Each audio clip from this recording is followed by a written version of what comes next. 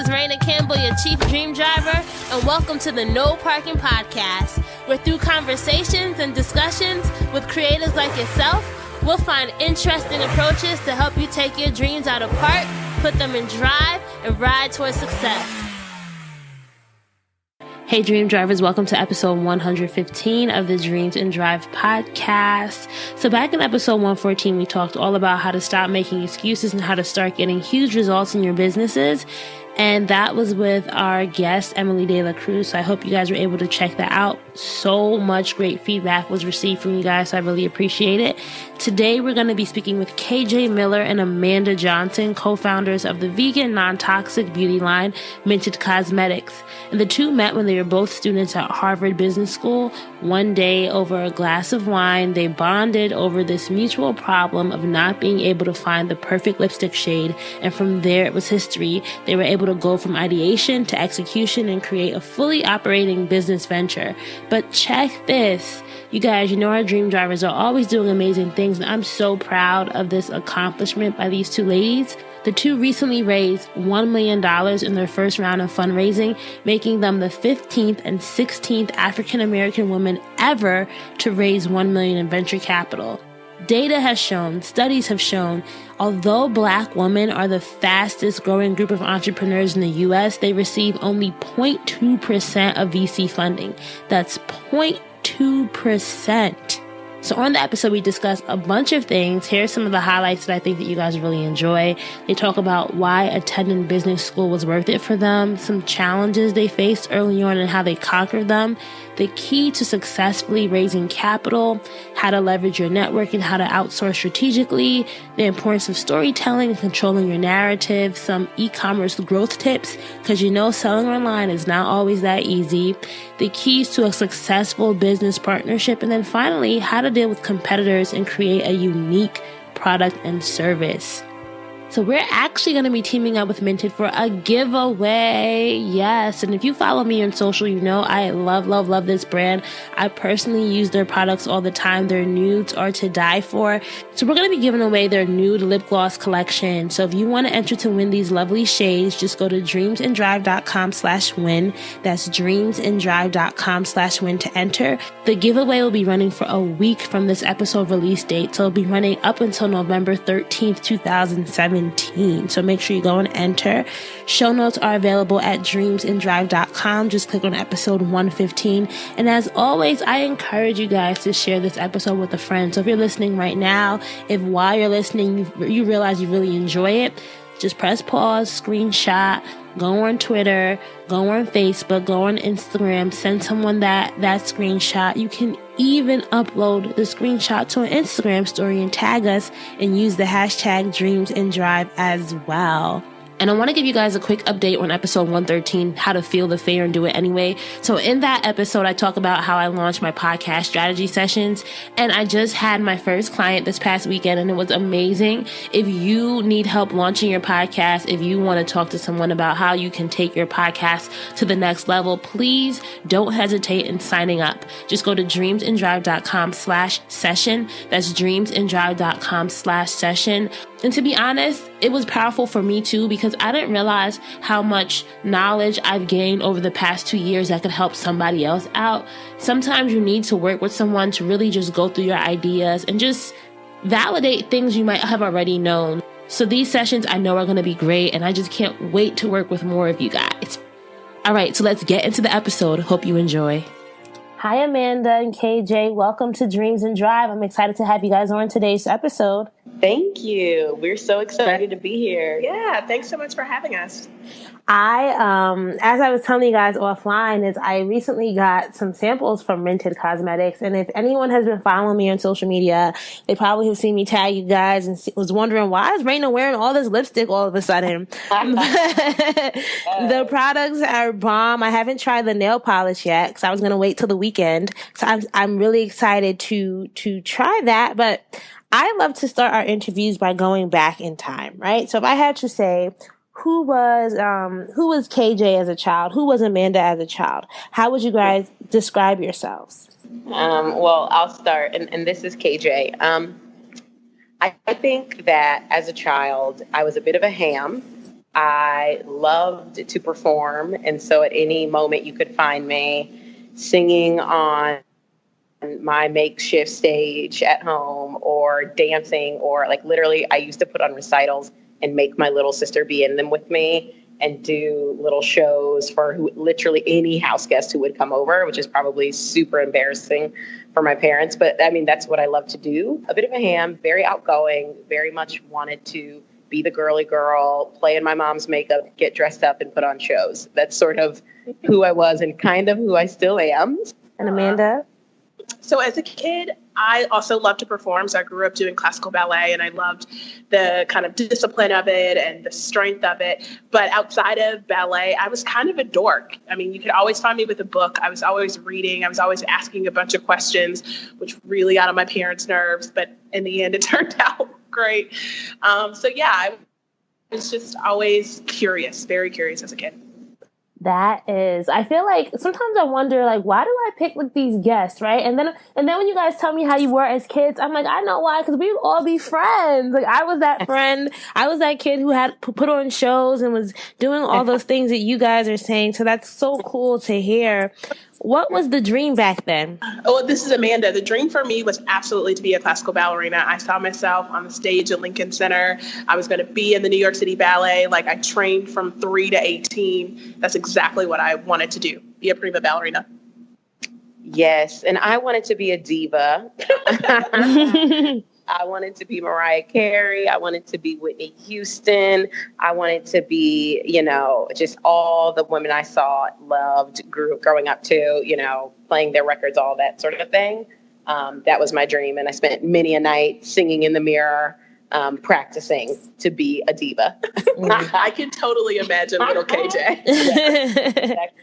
So side note, guys, I was just closing out of my Instagram and my Instagram stories. I had it, it was like going on my phone. And I kid you not, I just opened, do you guys know Christina of Love Brown Sugar?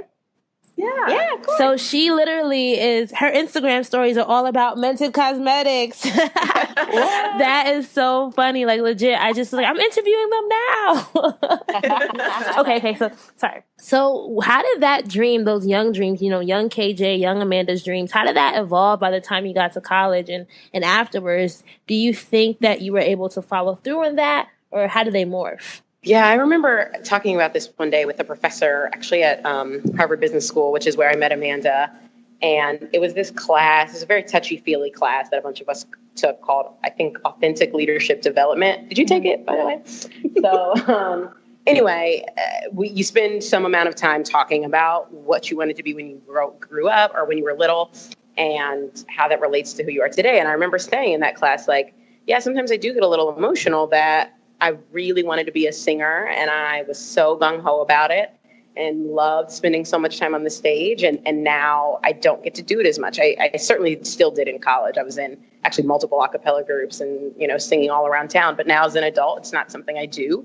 And he made a point that, your love of performance will almost certainly still get to come through in what you do. And I've found that to be really true. I think Amanda and I have been really fortunate and blessed to get asked a number of times to come and speak at various events, speak on panels. We just recently spoke at a Verizon event. In those moments, I do sort of feel like I get to call on a lot of what I learned as a performer in terms of engaging an audience, telling a narrative that brings them in, that's compelling, and making it feel more like a performance and less like a boring speech sort of thing. Mm-hmm. So I do think my background as a performer, I still get to call on it, but in a different way than I thought when I was little. Yeah, agreed to this, Amanda. I think, any ballerina will tell you once they grew up and they loved it and they trained for it, sometimes your body will just morph and grow into a way that is not ideal to be a prima ballerina. And that's what happened to me. And so I was like, all right, how can I still have that love of performance and that love of the discipline of ballet into my life? And I think for me, I love studying things, and I love the kind of perseverance it takes to get through a performance and to study something like ballet. And I certainly feel like I bring that approach to my life and my work, and that's just how I think. And so I'm still able to think in that way. But I totally agree with KJ. Whenever I go to a live performance, particularly a ballet, I will absolutely bawl. Like I will cry. Like I feel the performance. I feel like I kind of feel my arms slightly moving and my feet slightly moving if it was a performance I did as a kid. And so I think the love of the arts and just constantly being out there and presenting yourself to the world is something that you can do in lots of different ways. And I've done that in my life in lots of different ways. And to KJ's point, we've been able to do that with Mented. So it's worked in our favor, but absolutely, if there was a world where I ended up on the stage in a tutu, I'd take that too. You know, it's funny. I feel like I totally understand when you guys say you feel the performance and you feel it when you watch it. And I think that's something that we as like creatives sometimes have, right? Like I say this, like when I watch, like, are you guys fan of Insecure, HBO? God. Right? When I watch that show, I'm not just watching it for entertainment. I'm like psychoanalyzing it. I'm thinking about the writer's room. I'm thinking about the words that they're saying. Like, it's funny. I was watching this video where I think it was by Complex, and basically Issa Rae put a reference to a Frank Ocean song in every episode this season. Did you guys see that video? Yeah, and she did it with Drake last season. It's just so, like, stuff like that. It's just like, it's indescribable, right? But not everybody gets geeked out by that kind of stuff. But let's talk a little bit about how you guys ended up at Harvard Business School. Maybe give me the Cliff Notes version to your guys' meeting. What happened to get you to Harvard Business School? I guess I'll jump first. This is Amanda. So I was transitioning in my career. I first started off in investment banking and then went into consumer marketing after a couple years. And I realized I wanted to learn that much more about marketing, and the digital landscape and digital content was changing. This was like 2012. And I said, what's a great place for me to learn those things, but also just push myself as a business person. I visited a lot of schools and I just knew it was HBS. So it was actually the only school I applied to. So thank God I got in. But it was a great experience in terms of not only shaping me to be that business person and to get that content retail experience, but also to meet a ton of people from a lot of different backgrounds. Yeah. And for me, I will say I had sort of a storied path to get to business school because I first thought I wanted to be a lawyer, did everything in my power to become one, like took the LSAT, did the applications, so on and so forth. And literally right before I was pressing send on the applications was like, what? This is dumb. You don't want to be a lawyer. So got quickly out of that, sort of pivoted, realized what I actually wanted to be was an entrepreneur, tried launching a couple of businesses and realized, I need more help. I need more work. I need more experience. I need a better network. there are just so many, I have the drive, I have the ideas, I have the passion, I have the ambition, but the nuts and bolts I need more of and better of. And that's when I think the idea of business school really got implanted in me. So I actually applied to a bunch of schools, unlike Amanda, but Harvard was certainly my number one choice. And when I got in, I was overjoyed. So it was a no-brainer to me to go. And yeah, meeting Amanda was, for sure one of the highlights. In retrospect, do you guys think business school was worth it? Because there's a lot of different debates, right? Like, you don't need it. It's not worth the money. You can learn whatever you need to learn on Google. What are your thoughts? Yes. I 1000% believe business school was worth it. I think what makes business school worth it are the things you can't get from Google, right? So it's not the stuff that you learn in the books or frankly, even from the case studies, because all the case studies are available for purchase, go to hbs.com or something. I don't know what the actual URL is, but anyway, what you can't get from Google is the network. What you can't get is the experience from the people in your classrooms who have done everything. They've traded derivatives in Iceland. They've farmed. The experiences that you cannot get simply from Google. That's what makes it worth it. And leaving with a network of people who have done everything you can think of, and with access to professors who have built businesses, billion-dollar businesses and all of that. I just think those are the things that make business school worth it. Yeah, and I would say ditto to all of those things. That is absolutely why one goes to business school. And I would also add that It's 2 years, and it's a time for you to really step out of your life, step out of the daily comings and goings that you have, and immerse yourself in a different environment with different types of people, lots of different experiences, and really start to think about what you want to do and try your hand at a couple different things, right? So you have the ability to have internships, to talk to professors, to just travel around the world. And I think that time that I kind of stepped away from my life and stepped into this new world gave me a lot of perspective on who I wanted to be and what I could do next. What's the biggest thing that you guys think you learned about yourself during those business school days? I would say for me is I didn't exactly go to business school thinking I wanted to be an entrepreneur, but one of the things business school provided me is really the confidence and the context for entrepreneurship. So there were so many people there who were, starting their first businesses or starting their fifth business, who sold companies, and truly win, lose, or draw. So whether, they were able to sell it or whether it all tanked, they had an enriching experience that they were absolutely willing to share, and all said that they learned something from. And I think just normalizing entrepreneurship and normalizing the risk of it really gave me the confidence to try it, obviously with the right person and once we had the right idea, but allowed me to think of myself as an entrepreneur in a way I hadn't before. Yeah, and I guess for me, it's tough. I'm still thinking about the question because I think I learned so much about myself in business school, and that's another thing that made the experience really worthwhile. I think I learned about myself as a leader.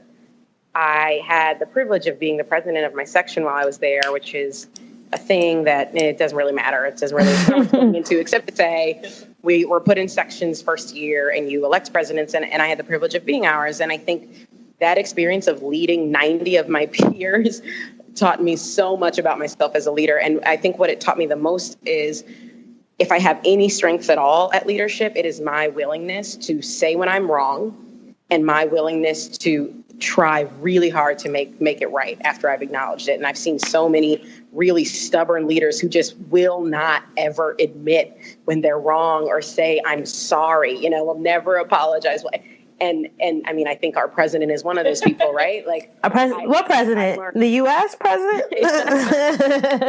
I do think that's a strength of mine. And I learned, like, if I have no other strength as a leader, my willingness to say when I'm wrong and to admit when there's something I don't know, to be very open about it. And just, I really do count that as a strength. And I don't know that it's a strength I realized I had before I went to Harvard and realized I am wrong many, many times, so I think, that's one thing I learned.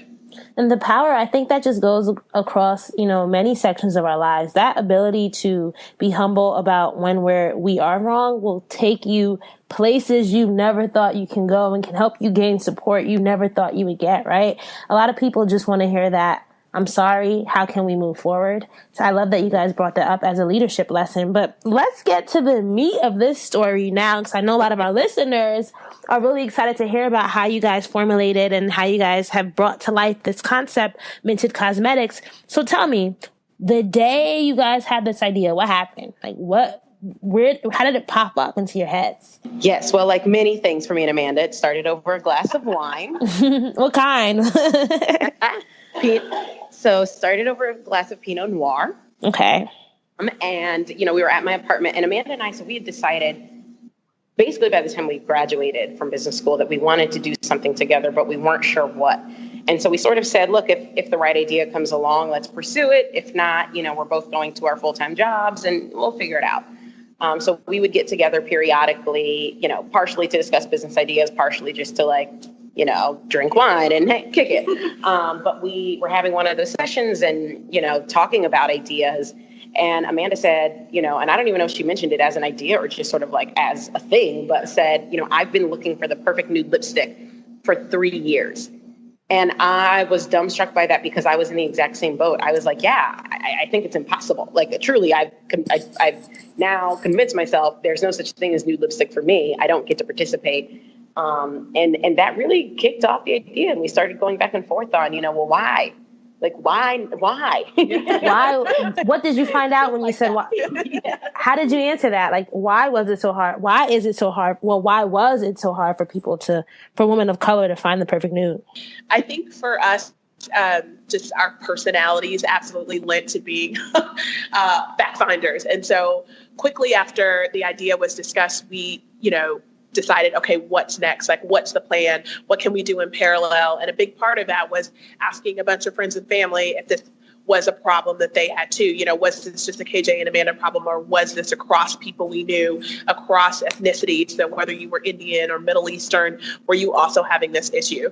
So once we got a lot of anecdotal evidence that, yes, finding a nude lipstick for a woman of color was very difficult, we said, okay, let's start, thinking through the products available on the market. So we went to Macy's and Herald Square in New York City. We went to all the Sephoras. We went to the Dwayne Reeds, and we literally tried every product on the shelf from every counter in the department store. We literally went to the counter, sat down, and asked the woman, could you give us a nude lipstick?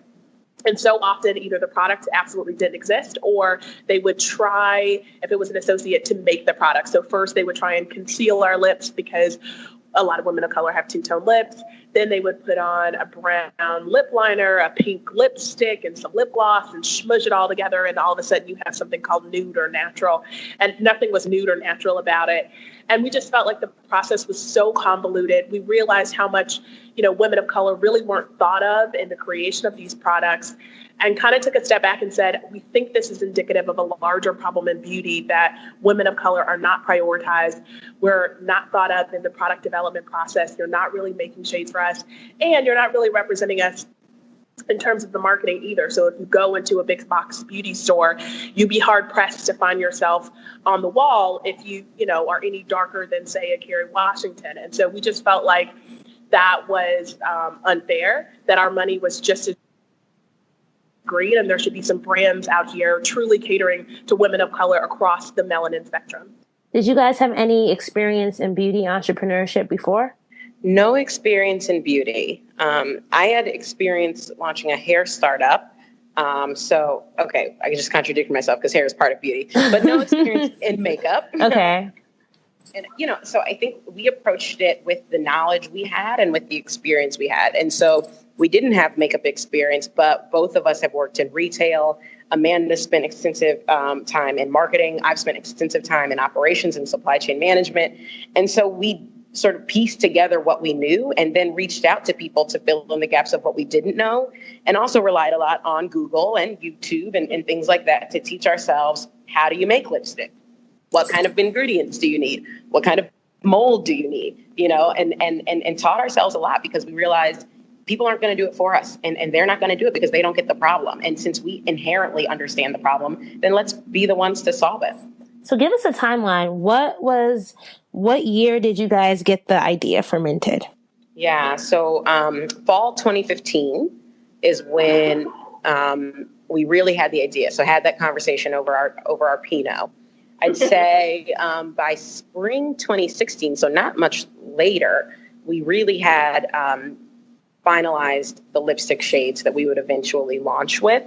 And that was a process of, first teaching ourselves how to make lipstick, making the lipsticks, doing some trial and error to get to the shades that we felt comfortable with, focus grouping, bringing people in to try them, all of that. By spring 2016, we had 6 shades that we ended up launching with that we felt really strong about. From there, it was about, okay, well, now we've got to get these out to a broader audience and see how they feel about them. So we started sending them out to influencers and getting their feedback. And that just gave us even more confidence, like, all right, these shades are great. They're shades that people don't have. So by late summer, early fall 2016 is when we went to manufacturers and said, all right, these are the shades we want, and we want you to match back to them and create, final formulated versions of these versus our handmade samples. And so we did that last fall, and January 2017 of this year is when we launched. All right, so we're going to take a little break from our episode because I have a huge announcement. So are you thinking about launching a podcast, or are you not satisfied with your current hosting? Well, guess what? I want to give you guys an update, but I am now an official affiliate for Libsyn. So Libsyn is the service that I use to host my podcast. I love them for 3 reasons mainly. I think they have great customer support. I also love their stats, And number 3, I love their capabilities. So for me, the ability to schedule a podcast is something that comes in handy tremendously. So basically, if you use the code DID when signing up, you'll get the rest of the month free and the following month. So if you're thinking about launching a podcast, if you want to switch over to Libsyn, please use the code DID. That's capital DID, and you'll get the rest of the month free and the following month. Now, here's just a little caveat.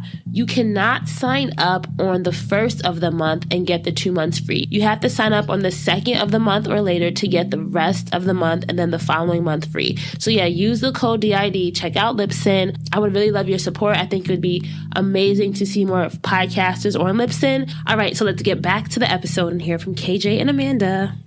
What was the biggest challenge that you two faced during the, let's start at the product ideation stage. So just the testing, figuring everything out. What were some challenges you had to work through then? I mean, for me, I think that was the least challenging part. Okay, the product. Why? Like, I would feel like it's hard. How do you find the right color? How do you mix? Like, were you mixing colors yourself? Like, what? And what's so funny about it is I think it really makes it so clear how little thought goes into developing shades for us. Because at the end of the day, Amanda and I, without any real beauty experience, were able to do it with just us and some ingredients and some tools we found on Google, right? So that part wasn't that hard. And the reason why is because we started with ourselves. We started with, Hispanic, Middle Eastern, Indian women who we were friends with, bringing them in, testing shades on them. But because we started with us, with women of color as our fit models, so to speak, it wasn't that hard to develop shades that look good on us because we started with us, So that part, it wasn't actually that challenging, I don't think. Yeah, no, absolutely. That was the super fun part.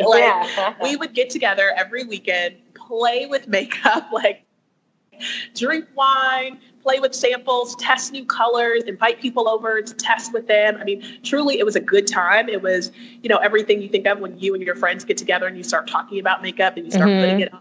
And then you got to turn the radio on. It was just all good times. Obviously, we had a goal and we were working towards it, but it was really fun. So what was the difficult part then? I guess was it getting it to market, getting it, what was that like?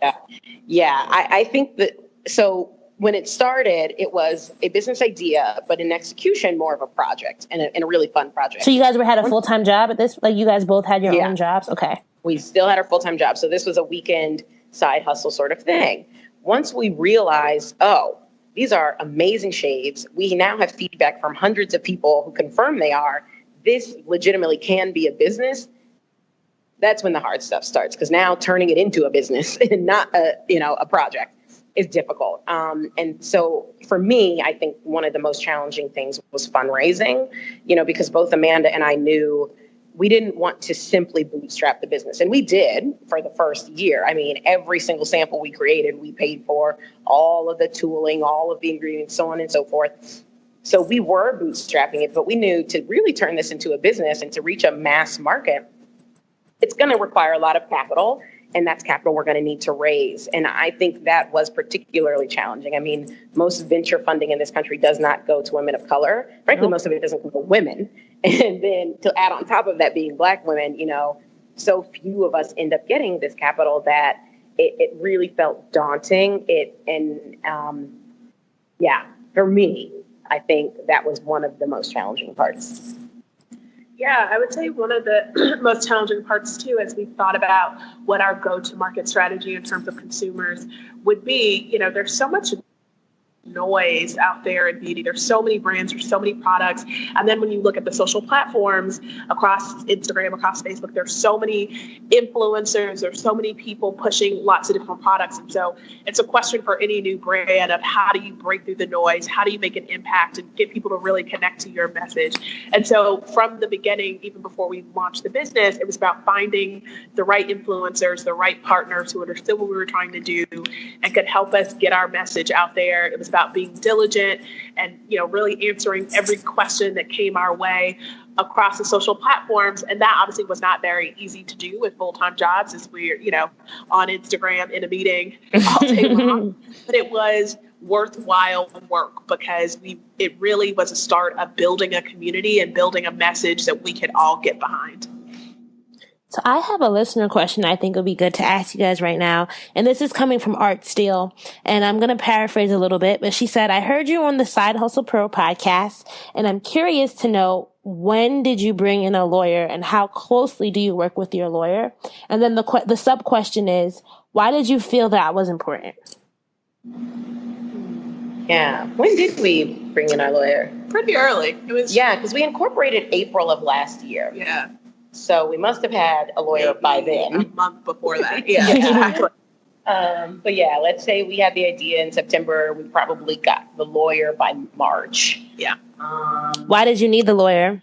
Well, I think really, again, it's this idea of taking the business from a project to an actual business. I mean, there are just technical legal forms that must be filed, incorporation, set up your board of directors, your shares, all of those very like technical business things, legal business things just need to be done. And I think particularly since we knew we wanted to approach investors and we wanted to take outside money, we needed to have a legit corporate structure in order to be able to take those funds and to present ourselves as legitimate business people, not just people with, a side project. So I think if you're trying to take your business to the next level, there are some legal matters that you should, think through and work with the lawyer on.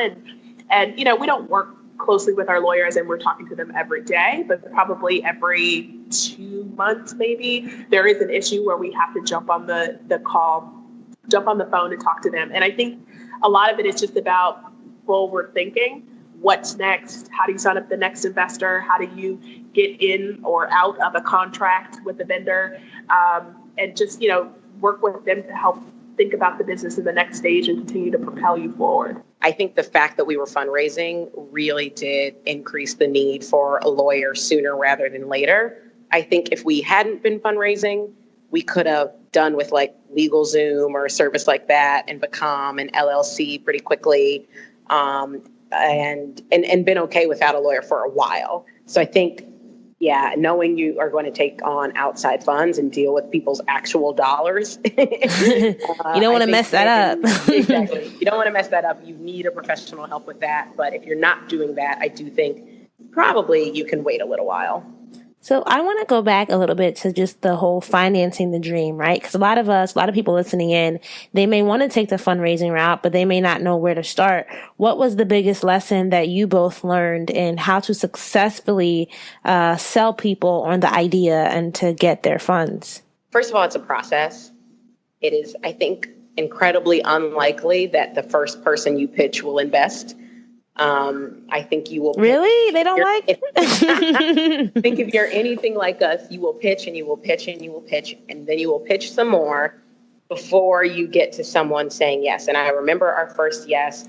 Wonderful woman. She was our first investor and we were over the moon and we had gone to get coffee with her and she didn't know us at all. I had actually sent her a cold email via the HBS directory. So, another check in the box for reasons to go to business school in the network. But I had sent her a cold email and, laid out, Mented, who we are, what we're doing, and met her for coffee. And I think what she liked about me and Amanda was that it was so clear that we were a good team, like with a strong product. She saw the products, swatched all of them, everything, and with a very clear vision of what we were going to do. So at the end of the day, a lot of people said no, but the people who said yes, it felt less like selling to them, like selling Mented on a platter, and more like helping them understand who we are and what we're doing and why it's important. So I think when the yeses do start coming, it's going to be because people, they understand who you are and what you're doing and why it matters and why you're the best person to do it. And when you start having conversations that flow like that, it does feel a little bit less salesy. It's still going to feel salesy because at the end of the day, you're asking for a check. Mm-hmm. But I think it feels less salesy because it's more like, let me help you understand why what we're doing matters. Let me help you understand why what we're building is making women feel more beautiful and more important and more celebrated in this industry that has historically neglected them. And let me help you understand the dollar value of that, right? Like, I think it feels more like bringing someone on a journey and less like, here, let me sell you this thing. Mm-hmm. Yeah. And I would just jump in and say, especially for people who are first, just thinking about this, just starting their business, absolutely once you get into the pitching, it's all about the storytelling, but there's homework you have to do first. And we've talked to other entrepreneurs who've asked us this question, and it is all about doing your homework. Like, you have to know what the investment vehicle is. Are you talking about equity? Are you talking about convertible notes? You have to know how that works.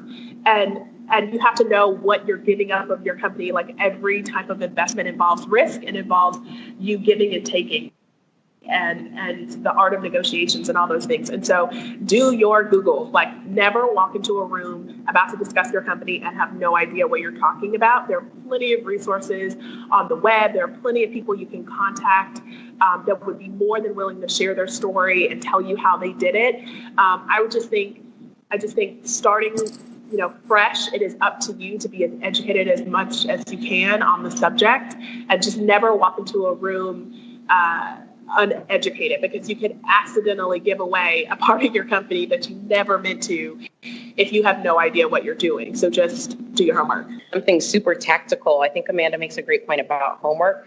And I think part of the homework that if you're literally just starting out is putting together your investor list, your target list of investors. And by that, I mean trying to understand, okay, who are some investors who play in this space? Who are people in my immediate circle who I know are high wealth individuals, or who are maybe 2 or 3 degrees of separation away from me, who are high wealth individuals and that I know someone who can make a connection?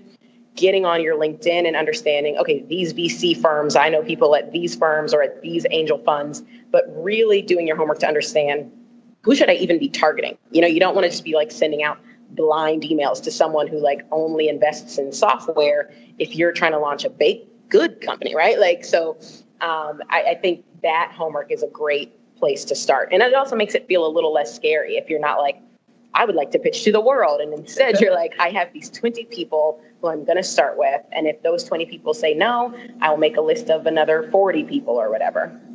That is an excellent point. And I know that's something that our episode 77 guest, Melody McCloskey of Style Seat, also brought up, because, you have to be as prepared going to those rooms, because those people, they know people who know people, right? So if, let's say you slip up and you're not on your A game with one person, that's a possible recommendation that they may not give if someone comes their way, right? So it's all about being prepared. But I want to ask the second part of Art's question, and it's similar, is she wanted to know, what other professionals do you hire, have you hired in this journey? Accountant, marketing, branding, etc.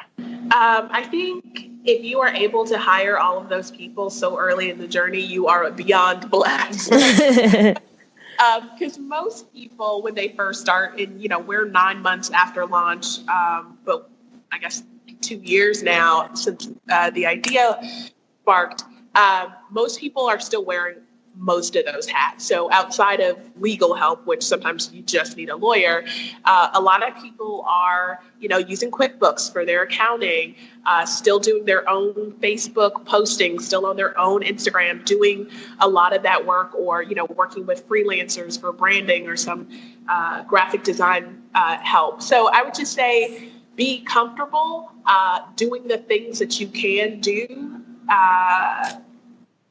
multitasking all of those different hats. Obviously, if there's something you absolutely cannot do, there are people out there to help you. There are services, there are freelancers. But for Mented, KJ and I are the team. We have one full-time employee who is great. Shout out to Marissa. But for the longest, we wore all the hats for everything except for legal.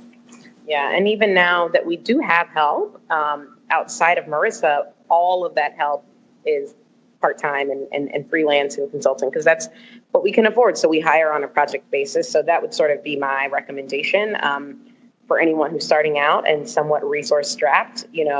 Hire things for a project, hire people for a project. Say, I have this website that needs to be built, then negotiate a flat rate to build that website and do that. Or say, I need to have a logo built, negotiate a flat rate. I'm all about flat rates. You never want to enter into a situation where someone hits you with a bill 2 weeks later, like, oh, turns out you owe me $50,000. 50 hours of work at $1,000 an hour. We've negotiated tons of flat rates, and we've negotiated people down. And that's another sort of, tip. everything's negotiable. And I think if you start there, you will find you're going to need help for some things. You can't do everything by yourself, but you can find people who are willing to do project-based work and willing to rock with you if they know, like, oh, these people are loyal. Like, one day we want to hire some of these people we've been using in more of a freelance capacity and maybe bring them on more full-time, or more steadily. And when we get to the point where we can, they know if you do good work for us, we remember you. So I think trying to build little relationships like that is always helpful. So let's talk about launching, right? Because some people listening in, they may have an idea that they're getting ready to launch. They may have already launched. Well, would you say that your launch for Mented was successful? How did you guys define what success looked like in those early days? I think we had a couple different metrics that we used to say whether or not we were being successful, particularly when we first launched. So sales is the most obvious. For sure, we were looking at that number fairly frequently. How much are we selling today? Is it beating yesterday? Is this week beating last week? But because we were a startup and because things are so, what's the word I'm looking for? Inconsistent, and kind of sporadic in terms of growth, sales certainly aren't the only thing we look at. So we knew we were successful if we get a customer service email or we get an Instagram comment from someone who got the product and said they loved it and said, oh, finally, like I've been looking for this thing for so long. So back when we only had 100 customers, every single one of those customers mattered. And every single time one of those customers had anything positive to say, that was validation for us to know, all right, we're doing it right. And we might only have 100 customers and we might only have, $3,000 in revenue or whatever it was, but we're doing something right. We're doing something that matters. I think those were some of the things. Yeah, I think those early days where your audience is small and your sales are low, that's actually the best time to really dig into your community and think about that feedback. So when you have 100 customers, you can call all 100 customers. When you have 100 customers or 10 posts on Instagram, you can reply to all 10 posts. You can ask all of those people to post reviews on your website and ask them to share with another person. You can really read the metrics of what those people are doing and get a read on what's working and what's not and tweak quickly. And I think that's what you should expect from launch. So set some goals in terms of whether it's follower growth or number of reviews or number of shares. And then if you're not seeing those goals being hit, then go after that audience and ask them why, ask them what you can do better, really start that feedback loop because it'll help you as you grow as well. Your customers need to know that you are listening to them and that you are willing to adapt to what they want and need, and they'll be willing to grow with you if you're very transparent about what you're doing well, what you're not maybe doing so well, and where you want them to contribute. So right now you guys are online only, right? Right. Uh-huh. Why the decision not to, let's say, partner with a retailer? Like, are you going to stay online only? Yeah, so a lot of things are in the works. Okay. Tell us what you can and leave us in surprise for the things you can't. Too many details on, but I will just say we were very conscious about launching as an online-only brand. We know, industry speaking, that's where the growth is. The vast majority of the growth is happening online. We also know that's where our girl is. That's where she gets her information. She goes and watches a Jackie Aina video and then buys the thing Jackie Aina said to buy, right? So we know she's doing so much of her discovery online, and we know she also is doing a lot of shopping online. And so for us, we wanted a way to speak to her, meet her where she is, and then also, of course, retain more control, than you can when you partner with a retailer. A retailer can tell you, you get this much shelf space, your packaging needs to look like this and this, like I want you to make these tweaks. I'm not going to sell it if you don't bring your price down to this. And we both worked retail, so we know the game, right? And we just wanted to develop an audience, develop a brand voice, and meet her on our own terms before we really started exploring that route. Yeah, I think for us, it's all about the storytelling. Where could we best control the narrative and really have people buy into what Mented is and start building that community. Because, we launched with lipsticks, but we're more than just a lipstick company. We will be a full-fledged beauty brand that is global and here for every woman of color for her beauty needs.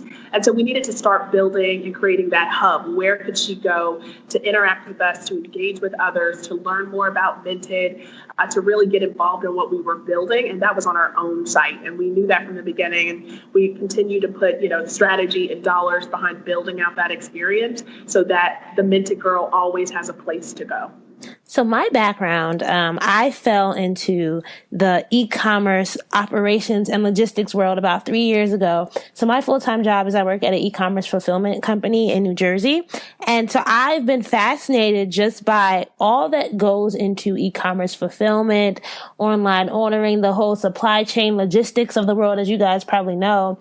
And it also fascinates me. A lot of people are trying to launch e-commerce businesses, but not all are successful. What are some of if you could give 3 tips to our audience on if you want to have a successful e-commerce business specifically, what are the things you need to master 100%? Because you could come up with an idea, right? I could have a t-shirt, dreams and drive, but it may not sell.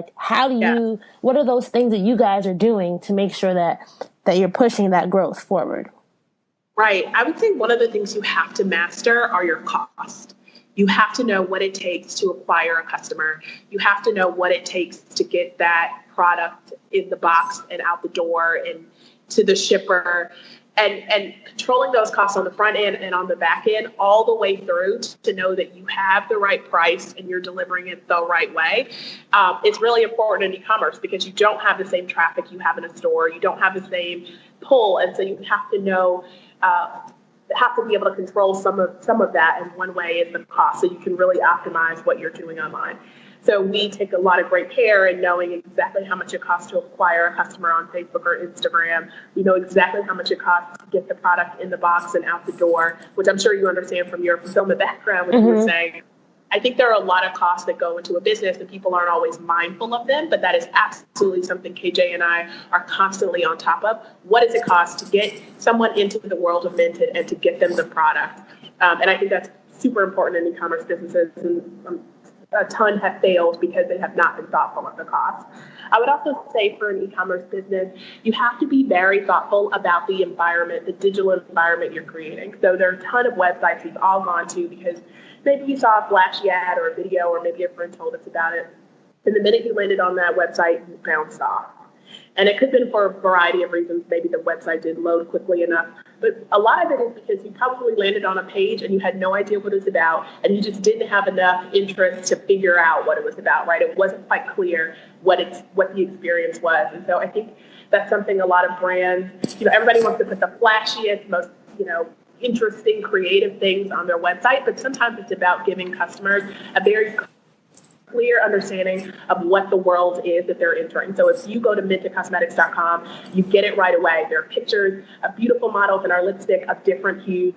They're Black, they're brown, they're Hispanic. You get it. You see the content, you see the videos, and it is well laid out. It is absolutely curated. We're not throwing everything at you. So you understand the world, and then you can, decide how much you want to explore. And we make it very easy for you to explore all through our website. So having a very clean experience is helpful in the e-commerce world because it's so busy and there's so many other websites you could be on. If you don't get it, you'll quickly leave. Yeah, and just for the third one, I guess I'll say customer service. I think particularly because it's e-commerce, you don't get the human interaction that you might get in a retail store, nor do you get the immediate gratification. So you're asking someone to put a lot of faith in you. They can't see you, they can't touch you, and they have to wait to get the thing they're paying you for. And so I think going above and beyond from a customer service perspective is just so necessary, because they might try you once because they saw an ad, but what's going to get them to come back is if they enjoyed the experience. So, and I think giving them a consistently great customer service experience is just so necessary. And I do think it's one of the things that sets us apart. I love that. And I definitely can agree with a lot of the companies that we have, even at my job, is they get that right. And one thing I would also say along with numbers is knowing your metrics, as you were saying, how are things selling? What's moving? Like inventory management, all that other stuff. Like really understand that e-commerce isn't just about selling a product. It's about really understanding that digital online world. But one of the things I want to ask, because I don't often get to interview, co-founders together. What are some of the pros and cons of having a business partnership, right? Like you both being co-founders. What would you say to someone who is thinking about going into business with someone else? Well, broadly, I think I would say, make sure that this is someone who you really can not just enjoy the good times with, but who you can have difficult times with without everything imploding and falling apart.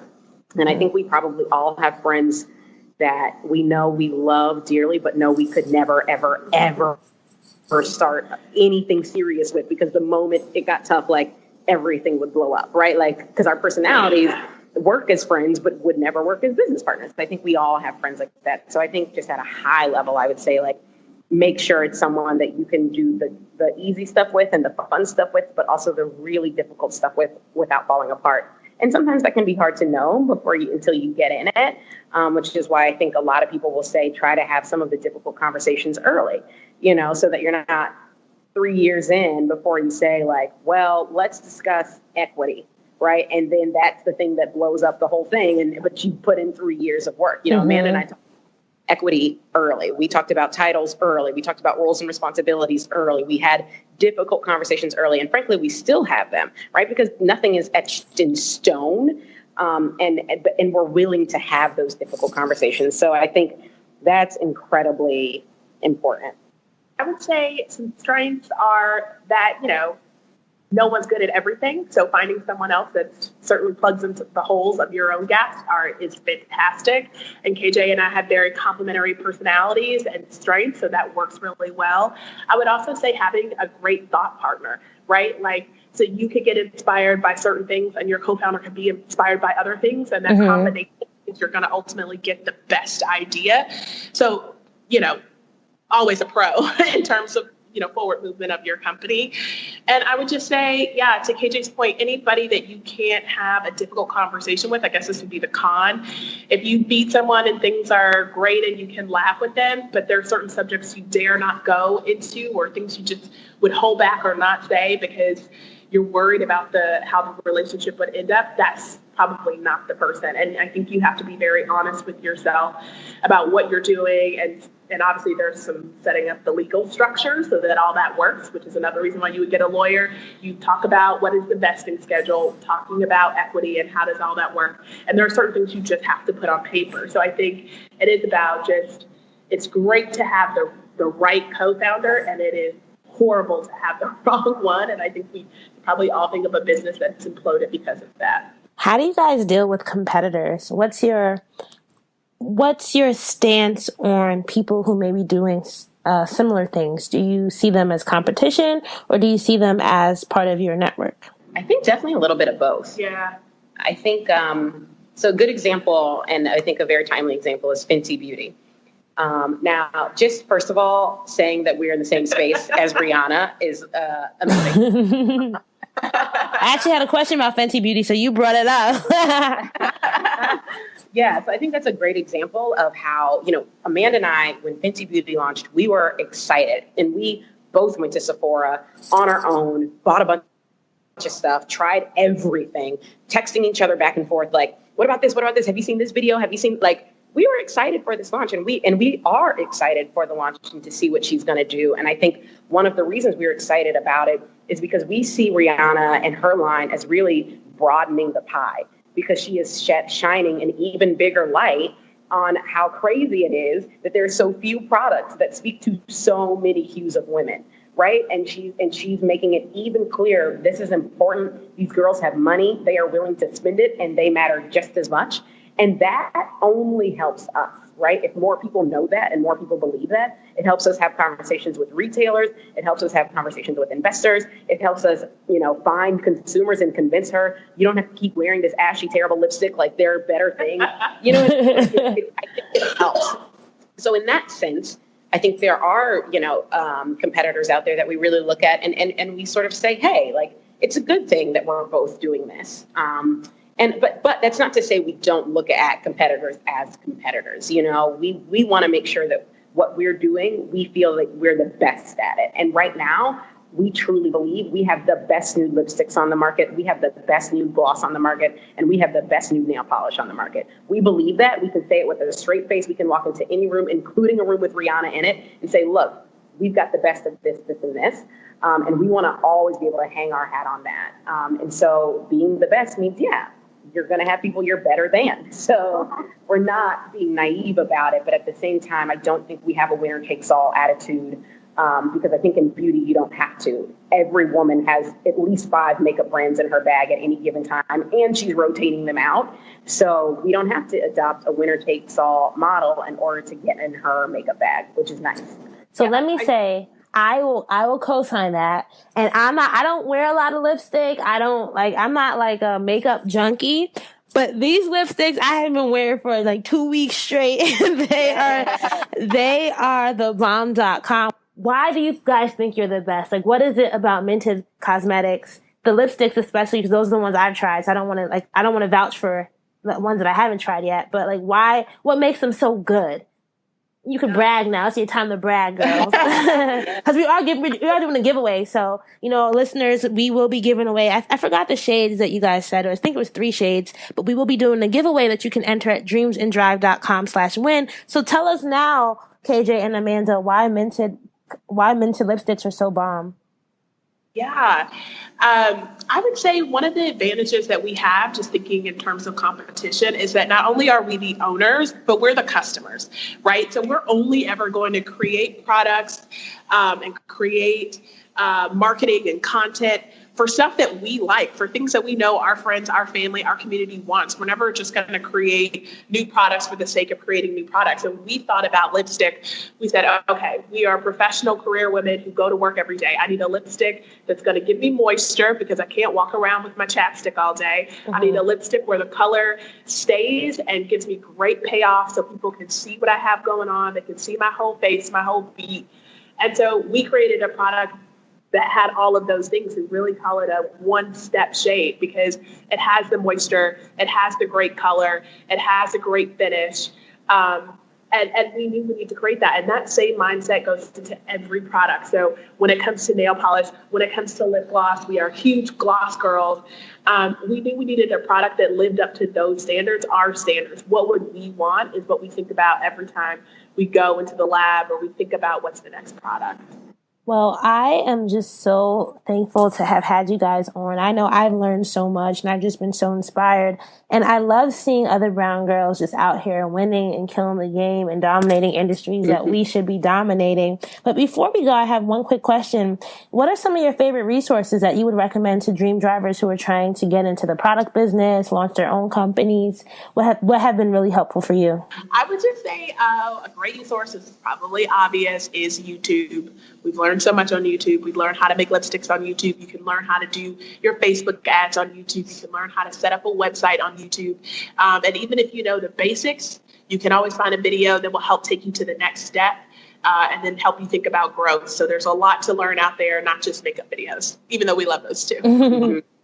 And I would say a great resource is your network. You know, really mining your network as you're launching any venture is so important. And thinking through, like, I know when we were thinking about fundraising, we reached out to people we knew in the VC world and the PE world. When we were thinking about, shade matching, we talked to people, lipstick in general. We talked to people we knew at Sephora, people we knew at different beauty brands, at Estee Lauder, I think fact finding and just being on a mission to always be learning, like absorbing as much information as possible is great. And I think your network probably knows so much that you don't even realize and you won't know until you talk to them. So just, email someone and say like, hey, can we chat for 30 minutes? Can I buy you a coffee? I want to pick your brain about X, Y, Z. And I think as long as you're not trying to call in those favors with the same people too many times, because then it starts to feel like, someone should be charging you a consulting fee, but I think if you're doing it respectfully, people are willing to talk and willing to help, and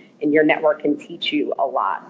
Really quickly, 'Cause I think you guys have done an amazing job with press. Even, the agency that you work with to book this interview, I just was so impressed by just how easy everything flowed. How important was press for you guys? And would you recommend that other people invest in really getting their word out through working with media outlets? So I think the whole press dynamic is changing, especially for e-commerce brands. For beauty, it's absolutely important because, again, to that point where there's so much noise, there's so many brands, there's so many influencers. So telling people why you're different and your product is great does require that PR investment. And we use Janelle Hamilton. She is great and has gotten us a lot of press. If you go to mentedcosmetics.com and go to our press page, you can see, we've been featured in, over 30 plus publications at this point. And it has been critical to our growth and success. But I would say I think it is very product and industry specific. Mm-hmm. Maybe having gone into software or some other tech platform, we might not have needed all the consumer-facing press. So you should really think about what you're building and who's the audience and how do they find out about new brands or that type of information, because it might not require a PR investment. All right, so let's go to our lightning round now, ladies. At this part of our interview, I'm going to give you a word or a prompt, and I want you to give me the first thing that comes to mind. And remember, we're sticking with our whole dreams and drive metaphor. So let's see. Maybe, KJ, you take the first two, and then Amanda, you'll take the second two, okay? Sure. Yeah. All right. Okay. The first word is park. Oh, Ivy Park. Reverse. It's supposed to be something business related. Whatever comes to mind. Reverse. Back it up, flip it, and reverse it. All right. I mean, we're dream driving now. Okay. Okay. Third. Neutral. Beige neutral. We hate those hideous foundation shades that are like beige, light beige, neutral beige. And last but not least, drive. Hustle. We have the drive to do Mented. We have the drive to take this to a global brand. And we hope you all, look into what we're doing, get on board, and help us grow this community. And if you want to be a dream driver, you have to have your keys to success. So ladies, tell me 3 things that you think every dream driver needs in their toolkit before they hit the road. The perfect nude lipstick is number 1. Number 2 would be, confidence. And I think number 3 would be humility. Yeah. Love that. So tell us where we can find you online if our dream drivers want to learn more about your products or just connect and see what you guys are all about. Well, for the business, you can absolutely go to mentedcosmetics.com. You can also check us out on Instagram, Tumblr, Twitter, or Facebook at Mented Cosmetics. We'd love for you to post pictures, and we'll always comment. Mm-hmm. Thank you so much. I had such a fabulous time interviewing you, KJ and Amanda. And I also want to say our dream drivers will definitely make sure to enter our giveaway, which you can enter at dreamsanddrive.com/win. I 100% recommend this, and they're not paying me to say this, guys. I really, really, really do love the lipstick. And you know what it is? What I love about it is I'm not a fussy person. And I know I was telling you guys earlier, I use lip liner. You don't even have to use lip liner. It just goes on your lips. It's smooth. It's nice.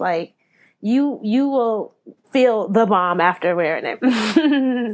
Amen. Yes. Amen. All right, so that's a wrap for episode 115 with the ladies of Mented Cosmetics. I hope that you enjoyed hearing KJ and Amanda's story and hearing their keys to success. Now, don't forget to enter our giveaway of the week. As I mentioned earlier, we are giving away their nude lip gloss collection, and you can enter at dreamsanddrive.com/win. That's dreamsanddrive.com/win. And that contest will be running until November 13th, 2017. So please make sure you enter as soon as you hear this message. As always, show notes are available at dreamsanddrive.com, and just click on episode 115. And I love our show notes page because there's so many other resources we have there. So you can get your tweetables there. You can read more about KJ and Amanda. You can check out their sites, check out their social links. Also, remember, whatever app you're listening to us in also has the show notes, and they should be clickable as well. If this is your first time listening, thank you so much. Please make sure that you are subscribed subscribe to the Dreams and Drive channel wherever you're listening, whether that be Apple Podcasts, SoundCloud, Google Play, Stitcher. And yeah, we are on YouTube as well. One of you dream drivers brought it to my attention that you didn't know that we were on YouTube. You can listen to every Dreams and Drive episode on YouTube. So if you ever find yourself on YouTube, just go and subscribe there as well, because you'll get notifications when we have a new episode up. And if any of you are thinking about launching your own podcast or want to switch your hosting services, please remember that I am now a Libsyn affiliate. So you can use the code capital DID to get the rest of the month and the following month free. Just remember, you have to sign up on the 2nd of the month or later to get 2 months free. All right. So really hope you guys use the code DID, and Libsyn is my top choice for hosting. So yeah, check them out. And if you really love this episode, I know I say this all the time, but please share it with a friend.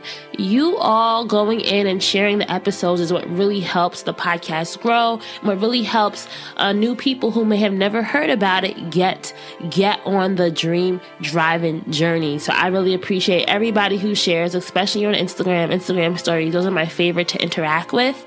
I want to end the podcast today by giving a shout out to 2 people who left some awesome reviews. So we have a review by Sevon2410, and that review says, I've been listening to this podcast on and off for a few months now, and I have no clue why I ever stopped. Each time I come back, the message is exactly what I needed to hear. It's like being blessed with the word on Sunday when you didn't feel like going to church, but you went anyway and heard just the message you needed to lift your soul. I get that feeling with every listen, and because of that, I will continue to press play. Thank you. And then we have another 5-star review from Nicole Ann Marie, and it says, great episode. I connected to the guest that said she wasn't trying to be an entrepreneur. However, she was clear on the life that she wants to live. I appreciated her raw and honest feedback. I left feeling inspired and motivated. #thankful.